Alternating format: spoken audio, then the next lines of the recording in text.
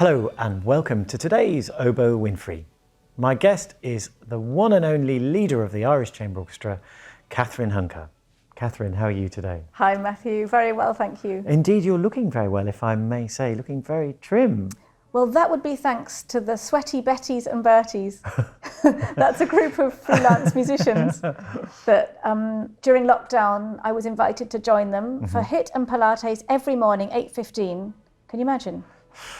I tell you, actually, it got me through January, which was bleak, wasn't it? January, and actually, especially in terms of the Irish Chamber Orchestra, the beginning of this year.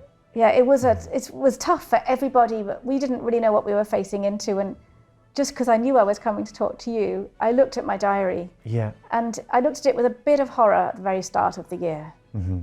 That was, we didn't know when we were going back to work. Mm-hmm. Mm. So, yeah, that wasn't easy. On the other hand, the ICO has expanded beyond belief in this time, hasn't it?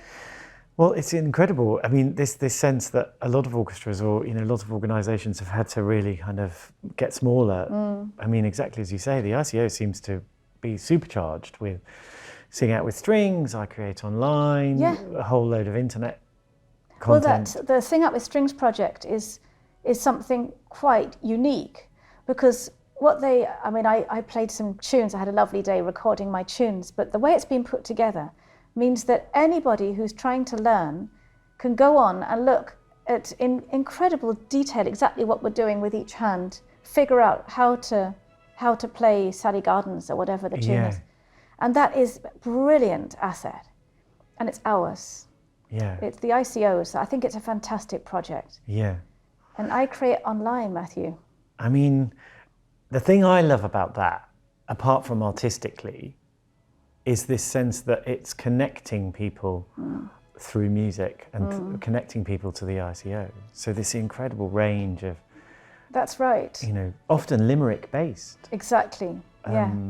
I had the gorgeous experience of working with an illustrator, Ava, and she and I chatted. She chose the music, this beautiful folk song, and then Jimmy Smith, I'm such a fan of Jimmy Smith, and he and I had never met before, so we got together and just kind of improvised this gorgeous tune, and then Ava was doing her drawing, and we were all kind of on the phone. It was absolutely a gorgeous experience to be part of that. Yeah. Never done anything like it. And was most of that done remotely? It wasn't done face to face, or? Well, I suppose the music was done face to face. We met on a sunny day, 2 meters apart. Okay, yeah.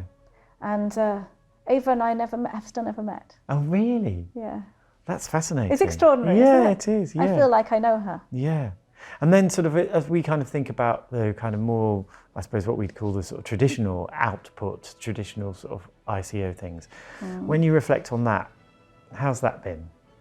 Yeah, well, it was very special. It was very special to come back together, having not played together very much. And we did a little bit last autumn 2020, but beginning of this year was tough, as I said. And then there was the opera, Gerald Barry, Irish National Opera. Yeah.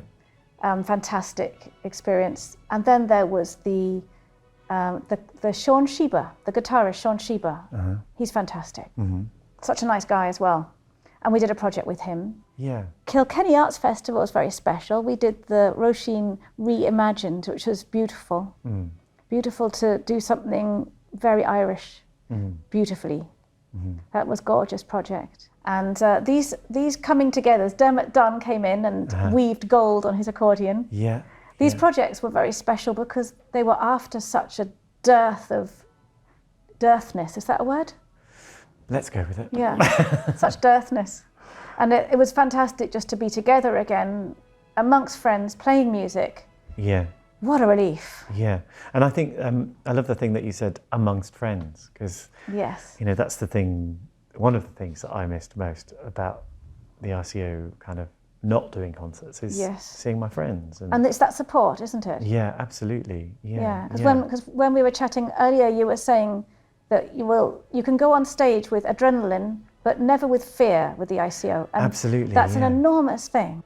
Because nerves can be quite helpful, but fear is a pain, isn't it? Yeah. Well, fear is the opposite of passion, apparently. Which, yeah, and passion is exactly what you need when you get on stage, isn't it? Yeah. And very often, just right before we go on stage, we're cracking jokes. So we go on sort of together. Yeah, that's feeling right. together. Yeah, it's very absolutely, special. Yeah. And then, of course, we've had Jörg Widmann, we've had Florian Donderer, we've had Thomas Zettmeyer. Yeah. I hope I haven't missed anyone out. What's it like for you as a leader of the orchestra working with these people? Well, I appreciate them more than ever because, well, I did a lot of directing during the pandemic. I mean, it's still the pandemic, but you know what I mean? Yeah. And that's a great honour. I'm extremely lucky to do that. But I rely on these extraordinary people coming in to give me food. Yeah. And it was just so wonderful to see Jörg again in September and to play the Metamorphosen for strings by Strauss.